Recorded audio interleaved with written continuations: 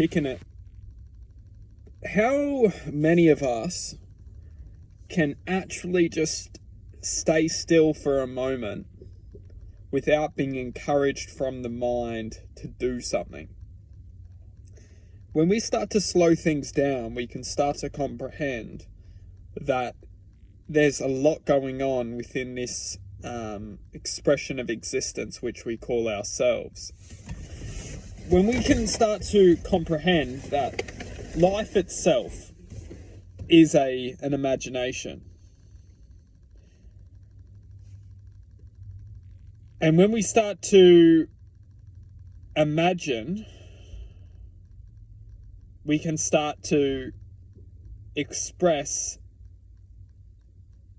a sense of infinite imagination, which is ultimately going to bring us the space of which we can start to enhance and slow things down.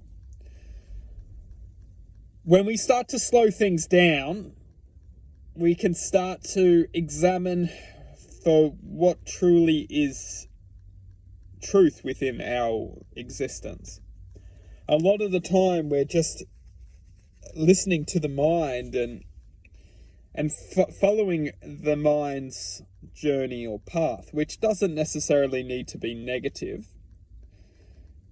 It doesn't mean that it's negative, but it does have the potential to inflict an existence which may not be true to our nature. Now, what I'm getting at here is starting to examine that within our reality there lives 2 points of attention. One point of attention is everything of which the mind is trying to generate a path to. And when we follow this path, we start to walk on the path of the attractions of which will interact with us. When we're walking on a path, we will, obviously see what is present on that journey or that direction.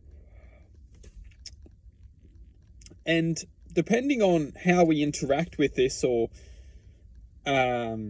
choose to interact with this will ultimately reflect that expression of existence. Now, for the people who are interacting with this and just don't feel something's right, this is most of us within this reality, because how many people are truly walking on the path to their true self, their happiness, their devotion, their love, and they know they're on that path?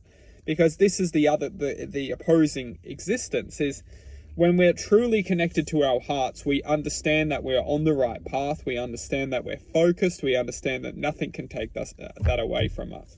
How many of us are truly entwined with that existence and know for themselves that they are walking on the path of concentration, focus, determination towards love?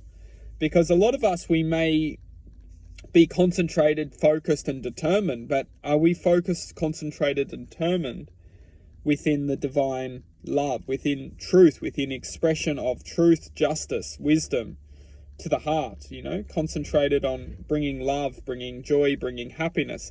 Now, this is where the game gets started, is that a lot of us share all these same traits, but we're concentrated towards achieving success within this reality, which is generally having all the concentration, all the determination, and all the trust of succeeding within this reality, which isn't negative. But when we're focused on this, we're creating this kind of contrary to our lives, because we question ourselves. We go, okay, yeah, I'm succeeding in all these ways, but am I selling myself short? Am I going to potentially get to a point of my life where I realize that I've achieved all these things, but how much has this achievement really generated me a sense of self-acceptance? Are we running away from something? Is there something deeper within ourselves that we know that we're not accepting, but we're trying to bring all these things and success and achievement within the mental paradigm of a way to justify success within the heart We'll wrap it up into part 2.